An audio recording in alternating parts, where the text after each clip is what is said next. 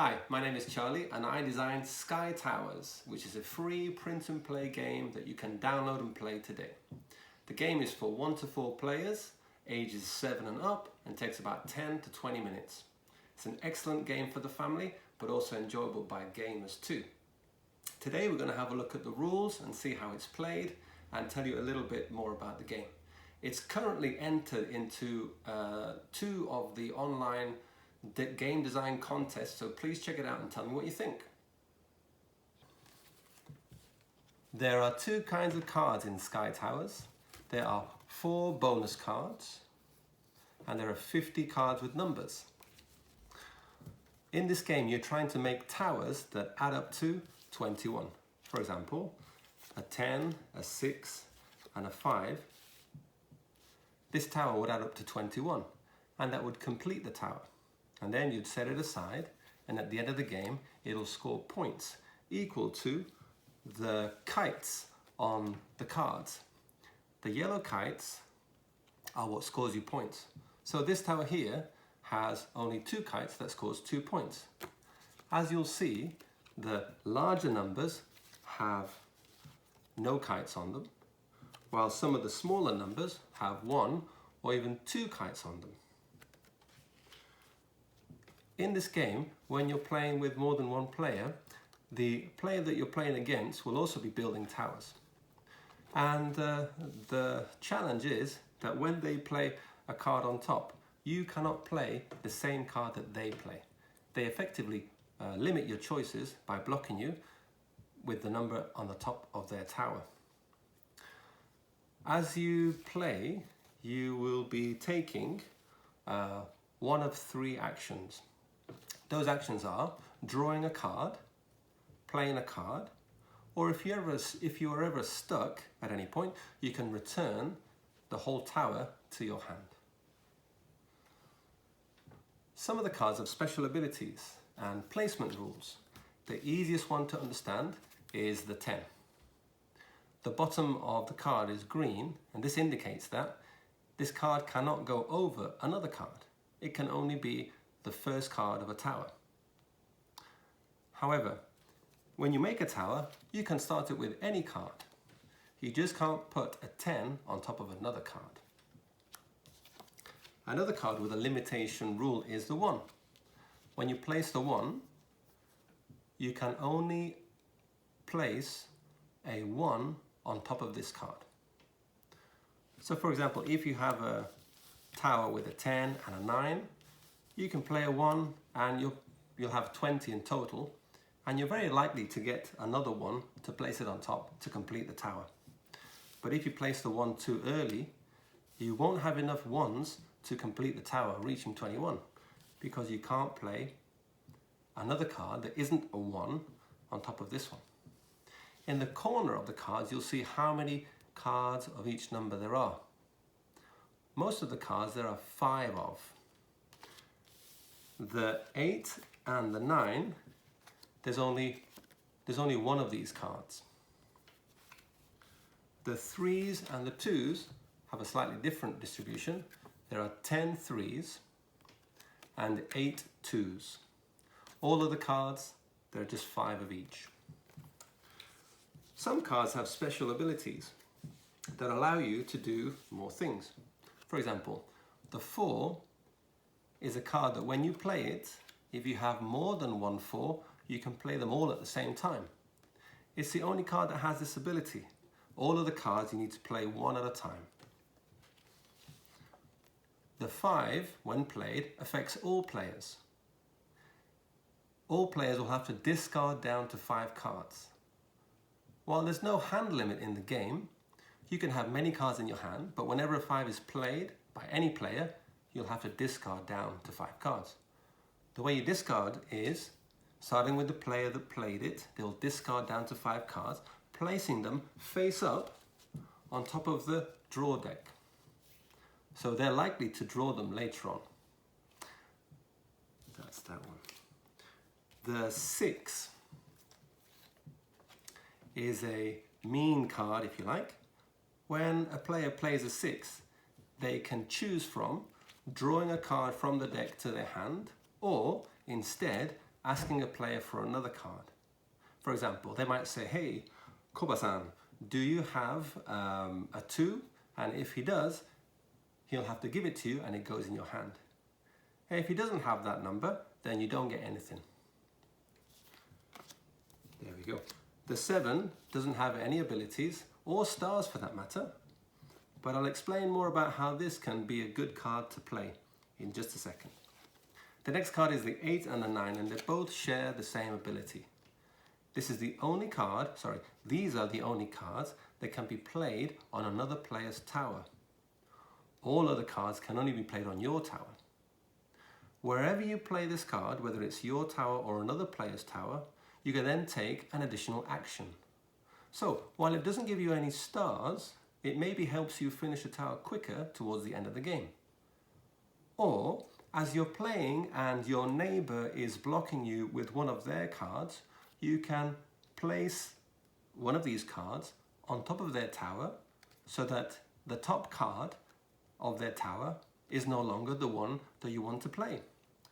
For example, if somebody has a 6 on top of their tower and I want to play a 6 but I can't because they're blocking me, I could play this on top of their tower, providing it doesn't go over 21, and then I could play my 6 on my towers, now that I have unblocked that number. So those are the cards and the abilities on them. Just to remind you, on your turn, you'll be taking 2 actions, and you choose from 3 actions. The actions can be draw, and you can do this twice, so draw, that would be the end of your turn. Or you can play, that would be the end of your turn. Or draw and play, or in any order. And you can also return the cards to your hand. Now this is slightly dangerous because if someone plays a 5, you'll have lots of cards in your hand and you'll have to discard them. Okay, let's look at the bonuses. I mentioned the 7 earlier and how this might be a good card to play. There are 4 bonus cards in the game, and the one that relates to the 7 has the most kites on it. These other bonuses have 3 points each, while the Vegas bonus has 5 points. So if you were to play a tower with 3 7s, as indicated here, you would claim this card and get 5 points at the end of the game. Some of the cards, like this one, require you to place the cards in a certain order, starting with 6, 5, 4, 3, 2, 1, and then you would claim this bonus. If another player were to also achieve this after you, they would take the card from you. This one is a card in which, this is the romance bonus, and you need to have 4 5s or 4 4s in your tower. In the case of 4 5s, this has to be complemented with a number 1 card at the top, adding to 21. In the case of the 4s, you can have other cards in between these numbers so that the tower adds up to 21. The last card is the most ambitious perhaps, because each of these cards that you require to play this also have points on them. The tower, to get the Tokyo bonus, the tower has to have 2s, 3s and 1s in any legal combination to win this bonus card. Okay. As the game comes to an end, the deck will be running out of cards, and at some point a player will draw the last card from the deck. When they draw the last card from the deck, that indicates that the game is going to end. That player will finish their turn, and then all players, including the player who took that last card, will take 3 actions on their last turn. So it's a chance to make a tower with maybe a 10, a 6 and a 5. You can complete 1 tower. And that would be the end of the game. If at any point anyone played a 5, people will have to discard cards down, and that would make the game reset and continue playing. And that's how you play Sky Towers. I'm going to do a short overview of a solo play to show you how to play that version of the game too. Hey guys, so we're going to do a quick playthrough of the Light Solitaire mode of Sky Towers, which was designed by my good friend Koyomi Kawasumi. The game is incredibly fun. It reminds me a lot of Solitaire. But it is probably the best introduction game to Sky Towers because it's a lot simpler than the multiplayer game. For one, you're not counting kites anymore. You're just counting the number of completed towers that you do.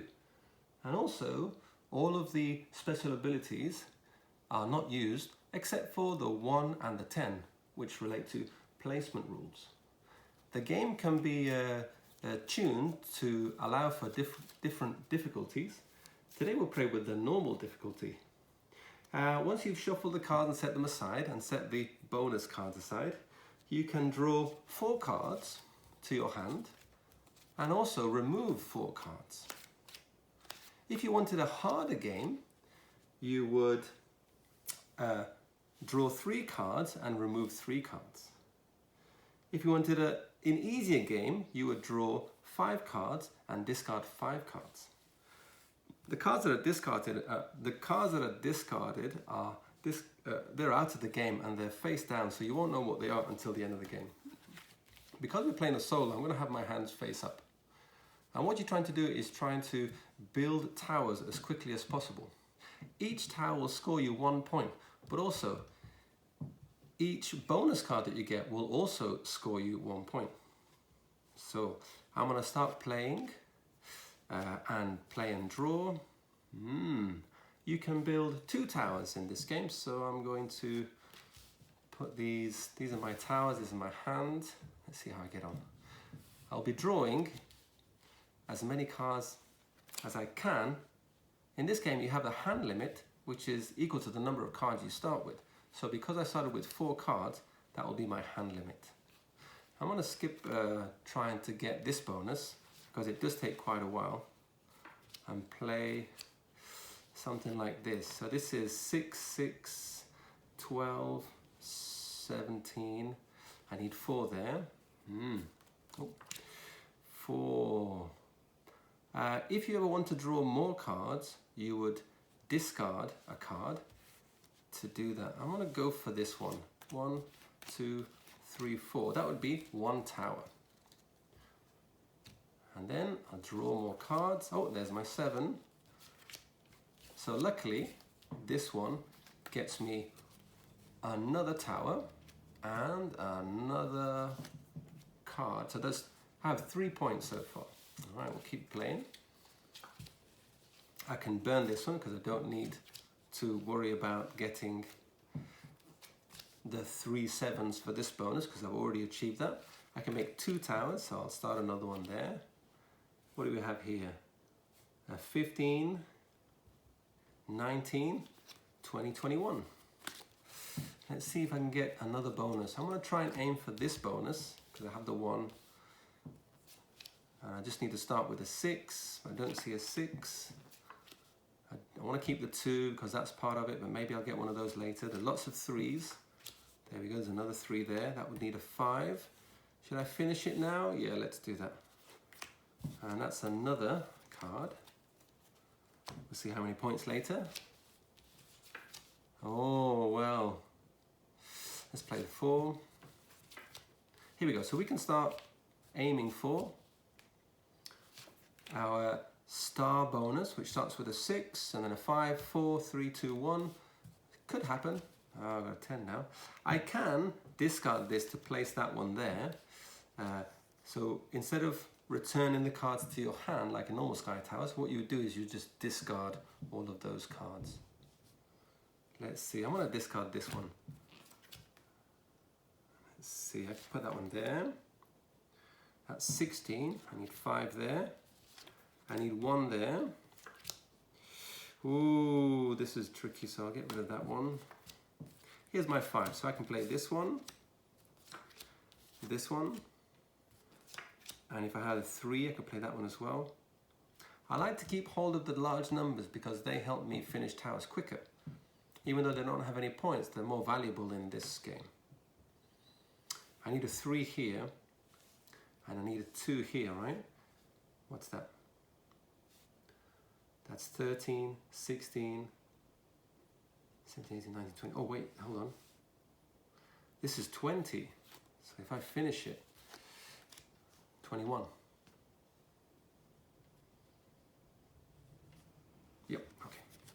check there. That's it, let's put the 10 down maybe. Oh, definitely. And the 7. Let's see what comes out first. We got the 3, we have the 2, we need a 1. There it is. So we score another bonus card. The star bonus. Okay, what can I do here? Let's drop that there and see what comes out. 4 and a 7, that's 21. I'll put the 10. Don't see myself getting any of these two bonuses anymore. 6 and a 5. Let's play the 5. And there's my 6. That's another 21.